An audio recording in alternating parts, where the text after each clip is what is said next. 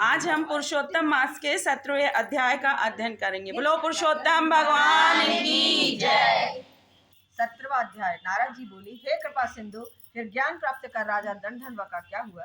वह पाप नाशक इत्यादि मुझसे कहो। श्री नारायण बोले, अपने पूर्व जन्म के चरित्र को सुनकर राजा दंडधन्वा चकित रह गए और आगे का हाल सुनने की इच्छा से जागृत हुई। वाल्मीकि मुनि उनकी जिज्ञासा शांत करते हुए बोले, अपनी ब्राह्मणी के मुख से ऐसी शीतल वाणी सुनकर सुदेव ब्राह्मण ने धैर्य धारण कर हरि में ध्यान लगाया।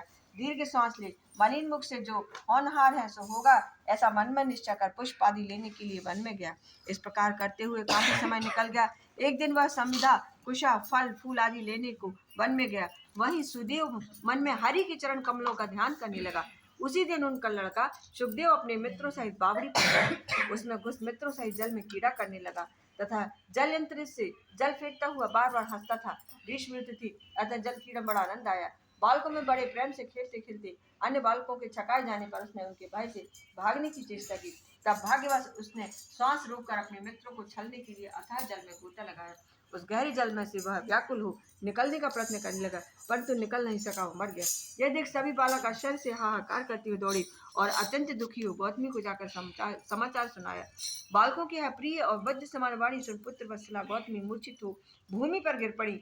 इतने में ही वन से सुदेव भी आ गए। वे पुत्र की मृत्यु सुन कटे वृक्ष की भांति पृथ्वी पर गिर पड़े। पश्चात दोनों स्त्री पुरुष उस बावड़ी पर गए। वहां जाकर अपने मृत पुत्र को छाती से लगाकर उसे गोदी में लटाकर सुदेव शर्मा बार बार मुख को चूमने लगे तथा गोदी में लटाए हुए मृत पुत्र को मुख निहारते रोते रोते विलाप करते हुए गदगद वाणी से बोले, हे पुत्र, मेरा शोक दूर करने वाली शीतल मनोहर वाणी को बोलकर मेरे मन को आनंदित करो।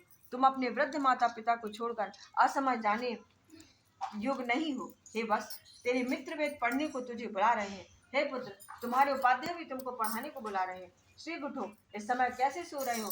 मैं तेरे बिना घर नहीं जाऊंगा। मेरा घर में क्या काम है? तेरे बिना घर सूने वन के समान है। यदि तुम्हें फल कंद मूल प्रिय हो तो मेरे आगे उठ जाओ, और नहीं उठोगे तो मैं वन को भी नहीं जाऊंगा। वन में मेरा अब क्या काम? मैंने कोई कुकर्म नहीं किया, कभी ब्रह्म हत्या नहीं की, फिर किस कर्म से फल पुत्र मर गया?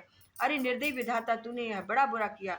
मुझ वृद्ध गरीब के नेत्र निकालकर तुम्हें क्या मिल गया? निर्धन का धन छीनकर हम दोनों स्त्री पुरुष का सहारा ऐसे बालक को मारते हो, तुझे तनिक भी लज्जा न आई? तुम सब पर दया करते हो, पर हमारे प्रति निर्दयी क्यों हो गए हो? यह सब मेरे दुर्भाग्य से ही हुआ है। अब मैं अपने पुत्र को कहाँ ढूंढूं? हे पुत्र, तुम्हारे सुंदर नियुक्त मुख को अब मैं कहाँ देखूंगा? मेघ जल बरसाता है, पृथ्वी से धान उत्पन्न होता है, पर्वत रत्न उत्पन्न करते हैं, समुद्र से मोती उत्पन्न होते हैं, किंतु ऐसा कोई स्थान नहीं दिखता जहाँ से मेरा पुत्र वापस न मिल सके। ऐसा कह पुत्र का आलिंगन कर दुखित मन से फिर बोला, हे पुत्र, श्री उठकर एक बार फिर अपनी मीठी वाली बोलो और सुनाओ। देखो, तुम्हारी माता कुरेरी की भांति लज्जा छोड़ अत्यंत विलाप कर रही है। हे पुत्र, माता को देखकर भी तुम्हें दया क्यों नहीं आती? बिना माता पिता के पूछे तुम कभी भी कहीं नहीं जाते हो। हे पुत्र, हम दोनों से बिना पूछे इतने लंबे मार्ग पर क्यों जा रहे हो? अब मैं किसके मुख से वेद अध्ययन वाली शेष वाणी सुनूंगा? हे तात, तुम्हारी मनोहर बोली को याद करते ही मेरा हृदय फटकर 100 टुकड़े क्यों नहीं हो जाता? निसंदेह यह लोहे का बना हुआ है। राजा दशरथ जी धन्य है जिन्होंने राम के वन चले जाने पर पुत्र शोक में अपने प्राण त्याग दिए।